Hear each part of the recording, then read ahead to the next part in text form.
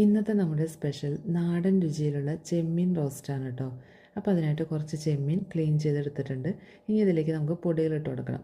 അതിനായിട്ട് ഒരു 1/4 ടീസ്പൂൺ മഞ്ഞൾപ്പൊടിയും 1/2 ടീസ്പൂൺ മുളക് പൊടിയും 1/2 ടീസ്പൂൺ ഗരം മസാലയും 1 ടീസ്പൂൺ കാശ്മീരി മുളക് പൊടിയും 1/2 ടീസ്പൂൺ ഉപ്പും പിന്നെ ഇതിലേക്ക് കുറച്ച് കറിവേപ്പിലയും പിന്നെ ഇഞ്ചിയും വെളുത്തുള്ളിയും കുറച്ച് ചതച്ചും കൂടെ ചേർത്ത് നല്ലപോലെ ഒന്ന് മിക്സാക്കി ഒരു 2 മിനിറ്റ് നേരം നമുക്കത് അടച്ച് മാറ്റി വയ്ക്കാം.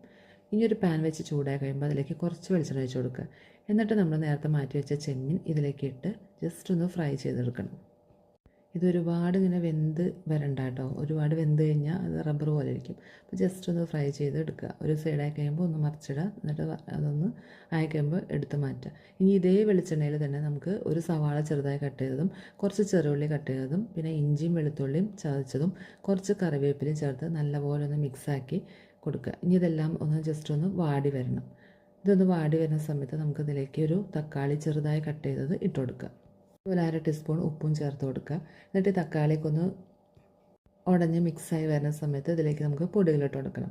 അപ്പോൾ അതിനായിട്ടൊരു 1/2 ടീസ്പൂൺ മല്ലിപ്പൊടിയും 1/2 ടീസ്പൂൺ ഗരം മസാലയും 1/2 ടീസ്പൂൺ കുരുമുളക് പൊടിയും 1/2 ടീസ്പൂൺ കാശ്മീരി മുളക് പൊടിയും ചേർത്ത് കൊടുക്കുക. എന്നിട്ട് ഇതെല്ലാം കൂടെ ഒന്ന് മിക്സാക്കി പൊടികളുടെ പച്ചമണമൊക്കെ ഒന്ന് മാറി വരുന്ന സമയത്ത് നമുക്ക് നേരത്തെ മാറ്റി വെച്ച ചെമ്മീൻ ഇതിലേക്ക് ഇട്ട് കൊടുക്കാം. എന്നിട്ട് ഇതെല്ലാം കൂടെ ഒന്നും കൂടെ നന്നായിട്ട് മിക്സാക്കി എടുക്കുക. ഇനി നമുക്ക് ഗ്രേവി വേണം എന്നുണ്ടെങ്കിൽ കുറച്ച് വെള്ളം ഒഴിച്ച് കൊടുക്കുക കേട്ടോ. ഞാനിവിടെ കുറച്ച് വെള്ളം ഒഴിച്ച് കൊടുക്കുന്നുണ്ട്. എന്നിട്ട് ഇതെല്ലാം ഒന്ന് മിക്സാക്കി എടുക്കുക. എന്നിട്ട് നമുക്കിതൊരു 2 മിനിറ്റ് നേരം ഒന്ന് ലോ ഫ്ലെയിമിൽ വെച്ചിട്ട് ഒന്ന് വേവിച്ചെടുക്കണം.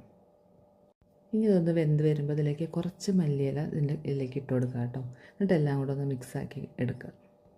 അപ്പോൾ നമ്മുടെ നല്ല രുചിയുള്ള ചെമ്മീൻ റോസ്റ്റ് ഇവിടെ റെഡി ആയിട്ടുണ്ട്. നല്ല മണമൊക്കെ വരുന്നുണ്ട് കേട്ടോ. സൂപ്പർ ടേസ്റ്റാണ്. ഇതിപ്പോൾ ചോറിൻ്റെ കൂടെ മാത്രമല്ല കേട്ടോ, ചപ്പാത്തിൻ്റെ കൂടെയോ അപ്പത്തിൻ്റെ കൂടെയൊക്കെ കഴിക്കാനും നല്ലതാണ്. അപ്പോൾ അത്രയേ ഉള്ളൂ. Tata bye bye.